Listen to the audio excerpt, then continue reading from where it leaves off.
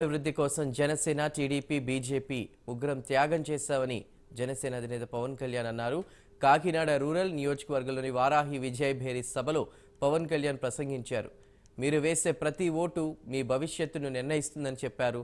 రాష్ట్రంలో ఏ మూలకెళ్లినా గంజాయి దొరుకుతోందని, రాష్ట్రాన్ని గంజాయికి అడ్డాగా మార్చారని పవన్ మండిపడ్డారు.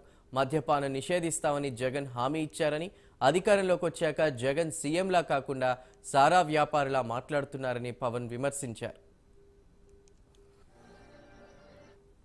జీవన్ మిషన్ ఉంది, ఎన్నో వందల వేల కోట్లు ఇచ్చారు. మనకి దాదాపు ఇక్కడికే 800 పైన దాదాపు 1000 కోట్ల లోపు డబ్బులు ఇచ్చారు. కానీ వీళ్ళెవరు దీన్ని ముందుకు తీసుకెళ్లలేదు. కేంద్ర ప్రభుత్వం నరేంద్ర మోదీ గారి నాయకత్వంలో కూటమి ప్రభుత్వం రాగానే కేంద్ర జల్ జీవన్ మిషన్ దేనికోసమైతే ఇది పెట్టబడితే ఇంటింటికి కుళాయి నీరు రావాలి, తాగునీరు రావాలి. ఆ బాధ్యత మేము తీసుకుంటాం, కూటమి ప్రభుత్వం తీసుకుంటుంది. ముఖ్యంగా నియోజకవర్గాల్లో స్థానిక యువతకి ఉపాధి అవకాశాలు కావాలని ఇవన్నీ ఉంది. స్కిల్ డెవలప్మెంట్ సరిపోవట్లేదని పారిశ్రామికవేత్తలు అంటారు. పారిశ్రామికవేత్తల తరపున మీ అందరికీ వారి స్కిల్స్ ఏం కావాలో ఆ స్కిల్ డెవలప్మెంట్ మీ అందరికీ ఇప్పించి పరిశ్రమల్లో ఉపాధి అవకాశాలు పెంపొందించేలాగా ఎక్కువయ్యేలా ఖచ్చితంగా మేము బాధ్యత తీసుకుంటాం. అలాగే గవర్నమెంట్ ఉమెన్స్ కాలేజీలో కనీస కావాల్సిన సౌకర్యాలు లేక విద్యార్థులు తీవ్రంగా ఇబ్బంది పడతా ఉన్నారని మా దృష్టికి ఉంది. ముఖ్యంగా ఆడబిడ్డలు ఎక్కడ చదువుకుంటున్నారో స్కూల్స్ లో కానీ కాలేజీల్లో కానీ మీకు కావాల్సిన కనీస సౌకర్యాలని మేము ఏర్పాటు చేసే బాధ్యత మేము తీసుకుంటాం. చాలా మంది వైసీపీ నాయకులు ముఖ్యంగా వైఎస్ జగన్ మాట్లాడుతూ ఉన్నాడు, మీరు ఎక్కడి నుంచి పథకాలకు డబ్బులు ఇస్తారని. అవినీతి చేయకపోతే చాలా డబ్బులు ఉంటాయి. అవినీతి చేయకపోతే ఎంత డబ్బులు మిగిలితే మీకు లెక్క చెప్తా. వైఎస్ జగన్ ఏం చెప్పారు మీకు 2019కి వచ్చేటప్పటికి మద్యపానాన్ని నిషేధిస్తామని చెప్పి వచ్చిన వ్యక్తి, మద్యపానాన్ని నిషేధిస్తామని చెప్పిన వ్యక్తి ఈ రోజున మద్యాన్ని సారా వ్యాపారులా తయారయ్యాడు. ఒక ముఖ్యమంత్రిలా మాట్లాడట్లా, సారా వ్యాపారిలా తయారయ్యాడు. ఆ సారా వ్యాపారి దాదాపు 41,000 కోట్లు డబ్బు అతను సంపాదించాడు. 74% లిక్కర్, సారాయి, మందు కానీ అన్ని రకాల మందులు, దాదాపు 16 కంపెనీలు. దాంట్లో వైఎస్ జగన్ బినామీలే. ఒకటి ఆదాన్ డిస్టిలరీస్ అనేది, ఇంకోటి స్పై ఆగ్రో అనేది. స్పై ఆగ్రో అనేది మిథున్ రెడ్డి కంపెనీ. ఇది ఎవడు ఊళ్ళోకి రాకూడదు, కడపలో ఎవడో బతకూడదు, రాయలసీమలో ఎవడో బతకూడదు, తూర్పు గోదావరి జిల్లాలో ఎవడో బతకూడదు, కోనసీమలో బతకూడదు, మనకి వైజాగ్ జిల్లాలో బతకూడదు, ఉత్తరాంధ్రలో ఎవడో బతకూడదు. ఇలాంటి మిథున్ రెడ్డి లాంటి దుర్మార్గులకి, దోపిడీదారులకి యువత మీరు బలంగా నిలబడి ఈ అక్రమాల్ని అరికట్టకపోతే మీకే నష్టం వాటిల్లుతుంది.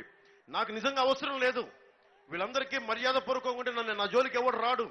నేను సినిమాలని కథలు చెప్తా, సినిమాలని డైలాగులు చెప్తా. నేను కేసు సినిమాల కోసం నేను తయారవ్వాలి జీవితంలో. నాకు ఒక భగత్ సింగ్ స్ఫూర్తిని చదివాను, ఒక షెగ్వెరా గురించి చదివాను, ఒక లెనిన్ గురించి చదివాను, ఒక లోక్ నాయక్ జయప్రకాష్ నారాయణ గురించి చదివాను. వాళ్ళందరూ స్ఫూర్తి జీవితం కేవలం నీ ఒక్కడి కోసం కాకుండా సమాజం కోసం బతకాలని ఒక స్ఫూర్తి నన్ను రాజకీయాలకు తీసుకొచ్చింది. కన్నబాబు లాంటి డొక్కు స్కూటర్లో తిరిగే కన్నబాబు మా దగ్గరకు వచ్చి ఈ రోజున నేను ఆశయం కోసం నిలబడి నలిగిపోయాను. దశాబ్దంగా నేను నలిగిపోయా. అందరి చేత మాటలు అనిపించుకున్నా.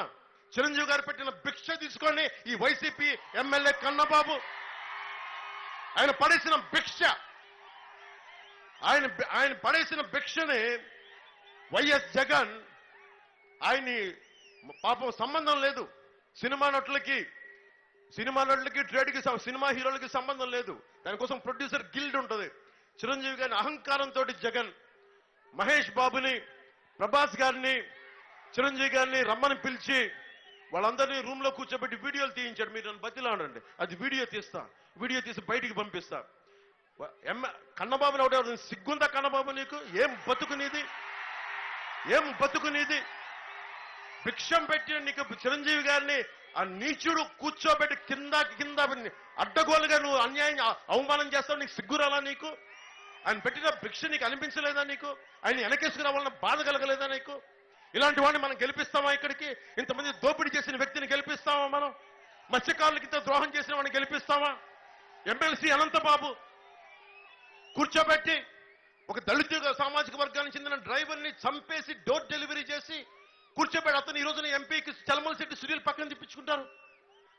ఏమనుకుంటున్నారు ఒక్కొక్కళ్ళు? మీరు మర్డర్లు చేయండి, దోపిడీలు చేయండి, మేము బయటకు వచ్చేసి ఏదైనా చేసేస్తాం, మీరు మాకు ఓట్లు వేస్తారంటే ప్రజల్ని వాళ్ళు కూర్చోబెట్టి ఎలా చూస్తున్నారో మీకు అర్థమవుతా ఉంది. అందుకనే చలమలశెట్టి సునీల్ నాడు ఏ బేసిస్ లో వస్తారు? చలమలశెట్టి సునీల్ కనీసం ఒక పార్టీకి లాయల్టీగా ఉండాలి కదా. పిల్లి అనంతలక్ష్మి గారే ఉన్నారు, తెలుగుదేశం పార్టీ ఓడినా గెలిచినా నిలబడి ఉన్నారు. ఈ రోజున వారికి ఎందుకు ఆ గౌరవం ఉంటుంది?